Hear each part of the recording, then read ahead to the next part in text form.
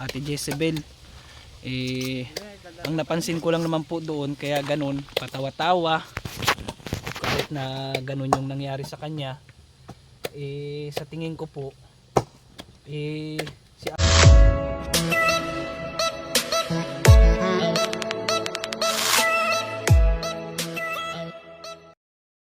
So ayun mga kalingap, mga kabunso, welcome back to my YouTube channel, Janjan Official po. Yan, good morning po, and Kong Hei Pat Choy po sa lahat. Ayan, dito po pala tayo ngayon ulit sa bundok. Kasi yung kay Kuya July po na schedule sa pagpapacheck up po natin, ay nakausap ko na po yung sa number na binigay sa atin.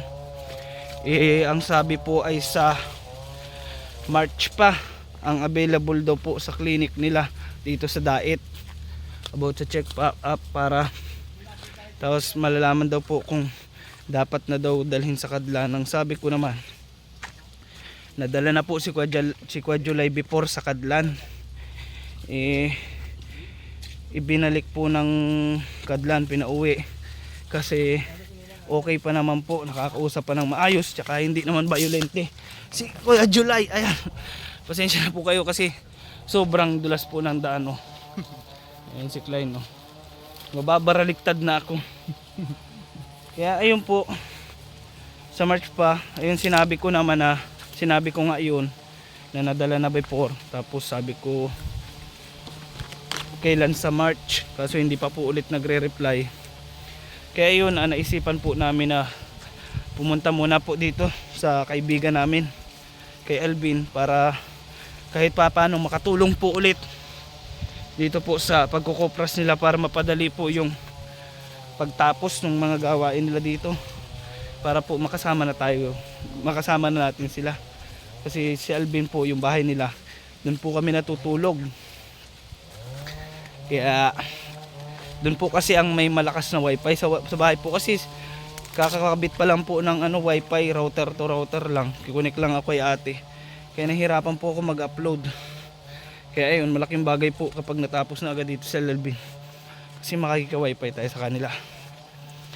Kaya ayun po, papasalamat po ako sa mga patuloy po na sumusuporta, sa lahat po na nag-share ng aking mga uploads, sa lahat po ng hindi nag-skip ng ads.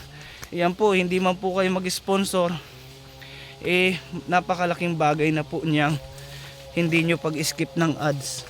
Yan, malaking tulong na po yan sa aming grupo. Yan, lalo't higit po kay Ma'am Igorota ng South Korea.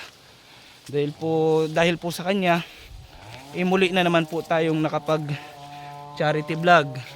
Kasi ito, ang totoo po niyan, ang content ko na lang talaga sana yung pagpipish pond.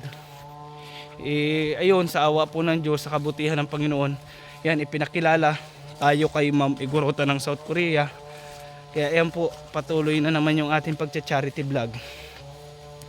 Yan, pasensya na po pala kayo kasi nung mga nakaraang araw, medyo naging negatibo tayo dahil sa mga nangyaring kaswertehan sa atin. Yan, sabi nga nila, naiintindihan ko naman po. Yan, sabi nga nila, walang malas. Tama naman po yun. Dahil lahat ng bagay ay may purpose. Kaya ako po ay nagpapasalamat sa inyong suporta at panalangin na makasurvive tayo sa mga bagay na pinagdadaanan natin. Ayan, salamat din po pala sa mga nag-share at nagko-comment. Dahil po sa inyo, lumalago po ulit yung ating YouTube channel. And nandito po ulit kami sa simpleng pamumuhay, sa bundok. Ayan, kaya po kami pumunta dito. Isa pa din po sa purpose, kasi andito na lang po yung gawain sa kuprahan. Magtatadtad po kami ng mga lukad. Ayan, yung mga lukad na yan, tatadtarin po namin para maisako. Sabi ni Alvin, rescue daw para matapos na agad. Kaya ayan, pumunta po kami dito para kahit papano po pagtulong pa rin yung purpose natin. Yan po, lukad. Ito po yung tatadtarin namin at isasako. Ayan, shoutout po sa lahat ng Solid Team Bunso supporters and viewers dyan. Kila Ate Jara Arinas, kila Ate Joy Mingo, kay Ate Nurse Nat, at kay Ate Arma Diana. Ayan, shoutout po pala kay Ma'am Margarita Sino ng Australia. At syempre kay Lola Tess din po sa Australia. Ayan, magpagaling ka po Lola Tess. Ayan, shoutout po sa iyo. Shoutout po sa inyo din. Shoutout. Tabalitin mo yung mga kung hipat choy. Shoutout. Happy Chinese New Year po. Happy Chinese New Year sa Indong ka, boss. Tsaka andito po yung pangalawang nanay ko. Yung nanay namin dito, Kalalbin. Nay. Shout out. Yan po si Ate Belinda, nanay ni Alvin. Baka may gusto kong batiin si Ate Buninay. Binabati ko si Buninay, Bintong, Tsaka si John Lloyd. John Lloyd Cross. Si Tiping. Si Tipi nga yung John Lloyd yun. Ay, si John Lloyd pala yun, si Tiping. John Lloyd Cross ka pala. Ate Buninay, kung nasaan ka man, diyan ka na lang daw. Ay, shoutout pala kay Engineer Titan. 'Di ba? Napapanood niyo po si Engineer kasama namin dito. Nandiyan na naman si Titan. Nandiyan nga. Nag-uwi na naman. Oo, Sasama sana namin ngayon kaso may lakad daw siya. Hindi ko Hakim. Paggamay daw niya. Ayun, magluluto po si Alvin ng Karne, sinabawan. Sinabawan. Pampabalasik sa pagtadtad. Tagtad sa ako mamaya. So, ayun, tara po, samahan niyo po kami na magtadtad at magsako. Mamaya po. Ayan, mamaya. Manguya, anong manguya? Mamaya. Kala ko manguya. Anong manguyain mo? Mamaya. Mamaya. Kala ko manguya ka. Ayan po, magsisimula na kaming magtadtad. Habang nagluluto pa si Alvin, magsisimula na kami magtadtad. Ayan, at may pag-uusapan po pala tayo about kay Ate Jezabel. Doon po sa ina na hinalay nung kanyang bayaw. Kasi may natuklasan, ito lang po ang natuklasan ko doon para malinaw lang po doon sa mga bagong viewers natin na nakapanood. Kasi dumadami na po nakakapanood ng part 1 po ng upload natin kay Ate Jezabel. Ang napansin ko lang naman po doon, kaya ganun, patawa-tawa kahit na ganun yung nangyari sa kanya. Sa tingin ko po, si Ate Jezabel po ay depressed dahil nga po siguro sa nangyari sa kanya. Parang siguro halos katulad na din ng pinagdadaanan ni Kuya July. Hindi ko naman po kayo masisi kung mabash nyo po dahil sa nakita nyo, dahil opinion nyo po yan. Pero ang nakikita ko lang po doon, dahil na nga po yun sa nangyari sa kanya, na-depress siya. Kasi pansin nyo naman po, medyo hindi normal yung kinikilos ni Ate Jezabel. Kasi kahit wala naman po nakakatawa, di ba? Tumatawa siya. Ano, Klein, ano? Napansin nyo din ba yun na ano? Kasi ayun nga, dahil nga sa nangyari sa kanya, kaya siguro isa sa maging step natin, baka mapag-usapan namin ni Ma'am Igorota ng South Korea. Baka susunod pag napagamot natin si Kuya July, kung ganun talaga, kung tama nga yung napansin natin na depress siya, baka pa-check up din natin siya. Kasi sa nakikita ko parang nangyari sa kanya katulad na kay Ate Michelle ay depressed din mas lalo na yun sa Ate Jezabel kasi malala ang nangyari sa kanya. Si Ate Michelle kasi iniwan ng asawa. Kaya sana kung totoo man yung hinala natin na depressed nga siya at trauma, sana maipagamot din natin siya, may pa-check up din. Pero sa ngayon, ang unahin na po natin is si Kuya July. Kaso nga lang medyo matagal-tagal pa. Kapag depende sa mapag-usapan namin nung nakakausap ko, kapag talagang March pa, baka mapilitan kaming pumunta ng Naga. Baka doon namin dalahin si Kuya July. Kasi meron naman na pong budget. Padala naman po si Ma'am Igorota ng South Korea. Kaya maraming salamat po Ma'am Igorota ng South Korea. Ayan, sana nga lang meron pa pong mabuting puso na tumulong para po hindi lang si Ma'am Igorota yung sumusuporta kila Tatay Rodrigo. Kasi lahat po ng naitulong natin ngayon kay Tatay Rodrigo, kay Ate Jezabel, kay Kuya July, lahat po ay galing at nagmula sa puso po ni Ma'am Igorota ng South Korea. Kaya ipagdasal din po natin ang kalusugan at kaligtasan ni Ma'am Igorota. Yan po ang panalangin natin para sa kanya. Para po mas marami pa po siyang matutulungan. Kasi sa mga hindi po nakakaalam, si Ma'am Igorota po ng South Korea ay hindi lang po sila tatay ang tinutulungan. Bagkus po napakarami. Meron na nga po siyang Igorota Village na may mga pinatayuan din siguro ng bahay doon. Hindi ko lang sure kung gano'n ang pagkakaintindi ko kasi doon sa sinabi niya na mga tinutulungan niya, mga pinatayuan siguro ng bahay. Kaya hoping isa din po sila Tatay Rodrigo sa mapagawa natin ng bahay. Kasi ayan, nakita niyo naman po sa vlog ko kagabi, meron na palang lupa. Yan, may pinagtapat nga sa atin si Tatay Rodrigo. Sa mga hindi pa po nakapanood, meron na pong lupa na pagtatayuan ng bahay si Tatay Rodrigo dahil may pinagkaloob pala ang gobyerno sa kanilang pamilya na lote. Maganda po yung pwesto sa kasi sa Gawad Kalinga. Maraming kapitbahay.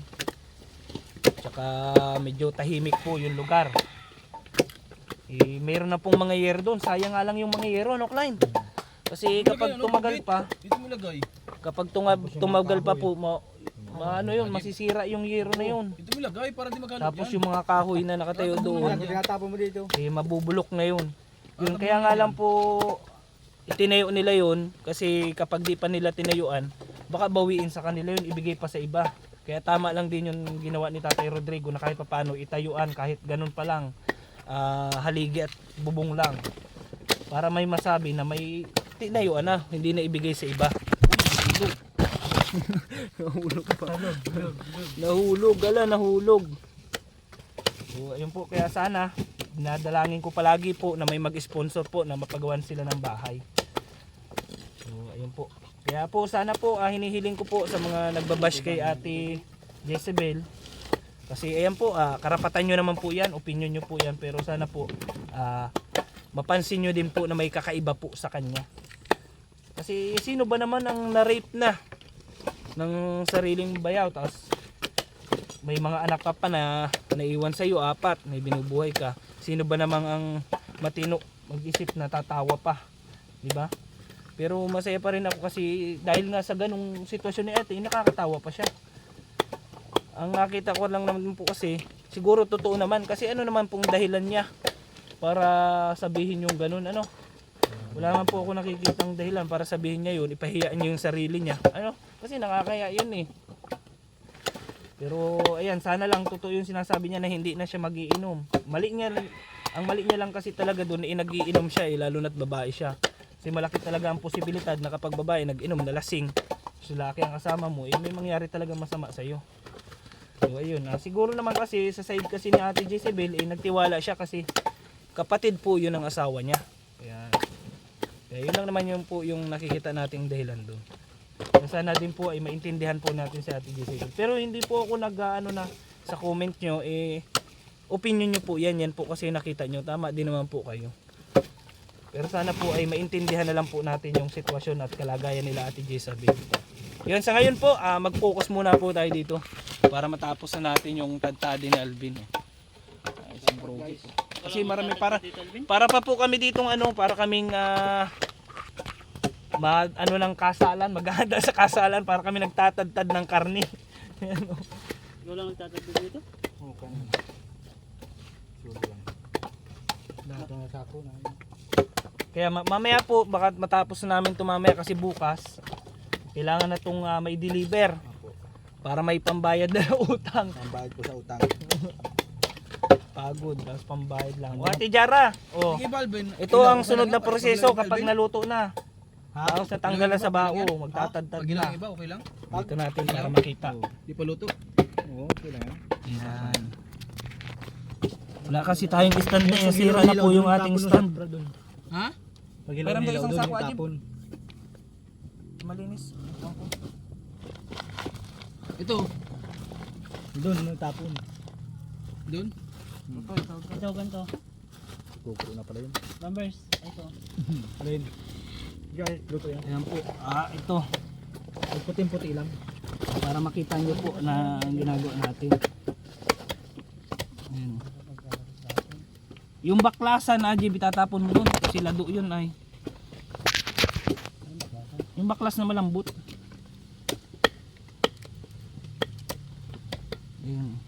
Tamang tadtad muna tayo ng karne para tayo dayo ng kasalan nito. Ano? Kung karne lang ito ay naku. Jackpot. Ano? Igaduhin nala ito. Ano?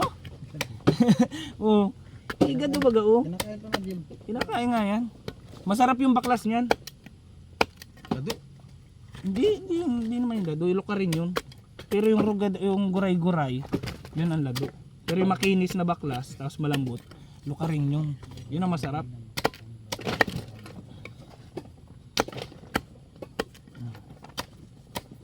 Yan. Ngayon lang po ang buhay dito. Simple lang. Pag ganito po ang ganito po kahirap. Sobrang daming proseso. Pero masaya. Pero masaya. Tapos pambayad sa utang, tapos Ginagawang ano ba ang ganito? langis. Ito po ay ang ginagawang coconut oil. Dadalhin po ito sa planta. Yan po. Tapos pagkatapos po nitong tadtarin, ilalaman naman po doon sa sako. Kaya po nilalagay sa sako yan para po hindi mahirap yung transportation. Isasakay sa kalabaw papunta doon sa labas sa tabing kalsada. Tsaka na po hahakutin doon ng truck tapos i-deliver na doon sa bentahan. Yung ganun lang po. Okay, focus muna po kami dito ha. Update ko na lang po ulit kayong kasunod ditong video. So ayan po mga kalingap, mga kabunso. Ayan o. Natagtad namin. Ayun yung iba sinasako na ni Alvin. Ayan o, ang dami na. So ayun po, siguro po ay hanggang dito na lang muna po ang ating video, ang ating upload. Ayan, maraming salamat po sa inyong panonood. Ayan, at mamaya siguro matapos namin ito hanggang mamayang hapon. Pero hindi pa po natin sigurado kasi yung kalaban namin paulan-ulan po ay. Pero ayan naman po, nakita nyo may mga sako na. Ayan o, sana po ay patuloy nyo pong suportahan ng ating mga uploads. Ayan, paki-like, comment and paki-share po. Ayan, maraming salamat po muli kay Ma'am Egorota ng South Korea na patuloy po nag-sponsor sa atin. Ayan, sa lahat po naman ng solid bunso dyan na patuloy na nag-share ng ating mga uploads, sa lahat ng hindi nag-skip ng ads, ay maraming salamat po. Shoutout sa buong solid team bunso dyan at sa team Brugit. Ayan, maraming salamat po. Ingatan po sana tayong lahat palagi ng ating Panginoon. Ayan. Maraming salamat po. Bye bye. God bless.